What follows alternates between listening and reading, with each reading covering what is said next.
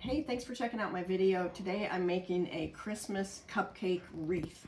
And you would think that you would be able to make this any size you want with any amount of cupcakes that you want, but it actually works out perfect to have 8 in the middle and 14 on the outer part.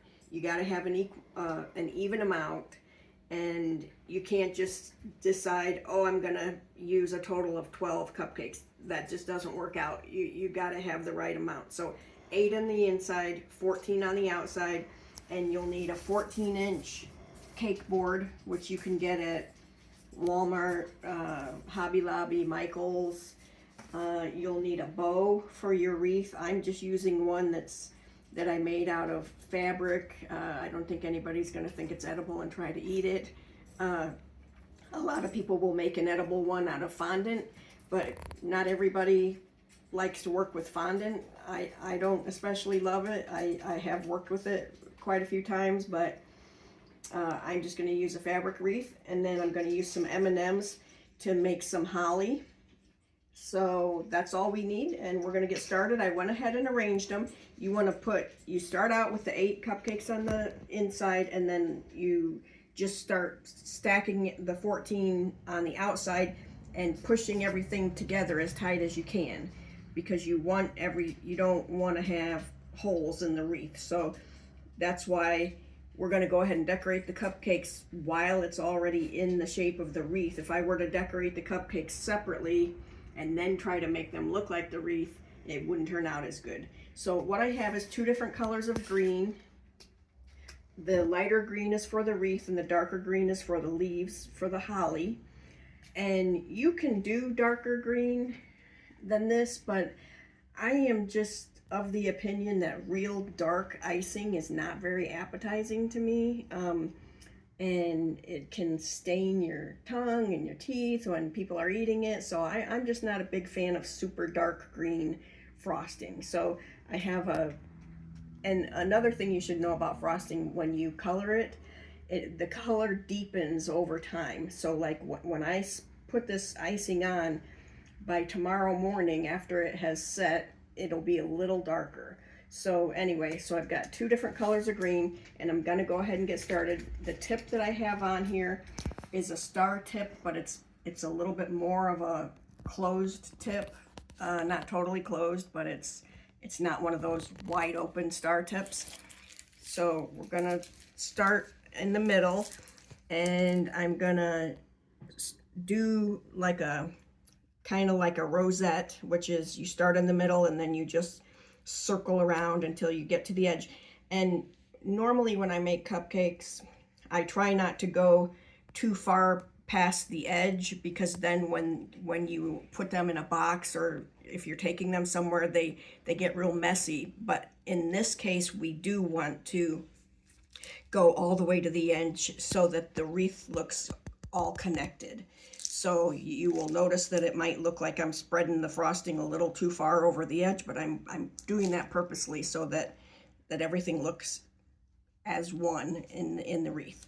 So I'm going to go ahead and get started with this one.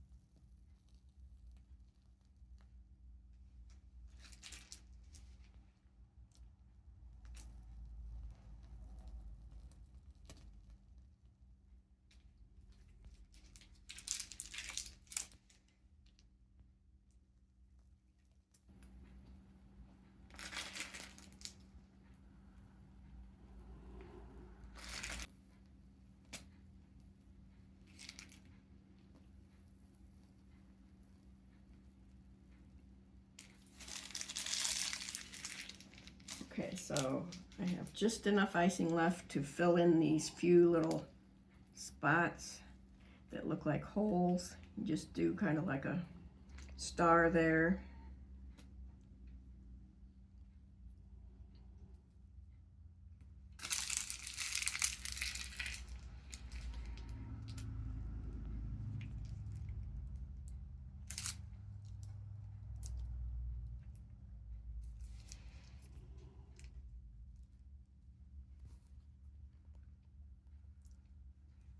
Okay, so there we have, I just barely made enough icing to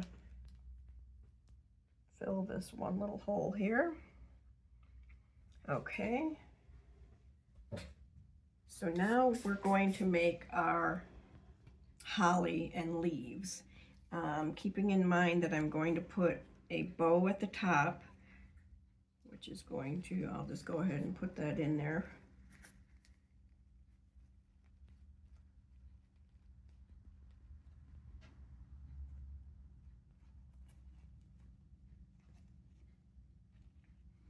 Okay, so then I'm going to do some holly right here.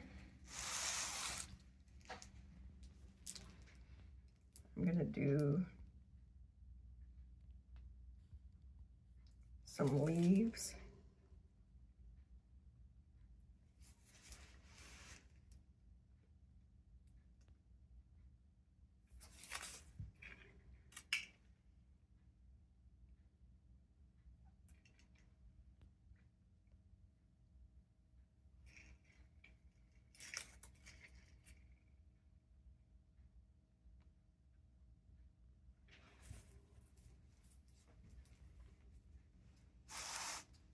Other one over here.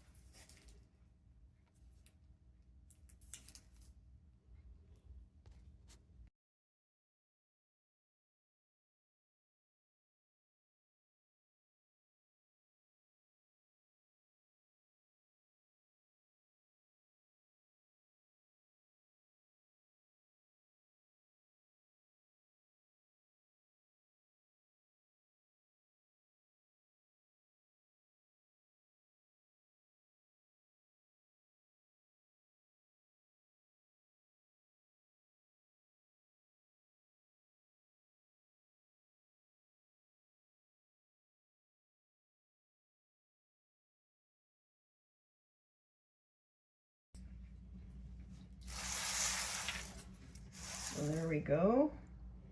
It's pretty simple. You don't have to be an expert cake decorator to make one of these. And people love when you bring something like this to their house at Christmas time. It just helps make the table look pretty. And when spring rolls around, I'm gonna do a spring wreath, a cupcake wreath that looks like flowers. So anyway, I hope you enjoyed this video, and check out my other videos at Rhonda's Thrifty Kitchen. And I hope to see you on one of my other videos. Thanks.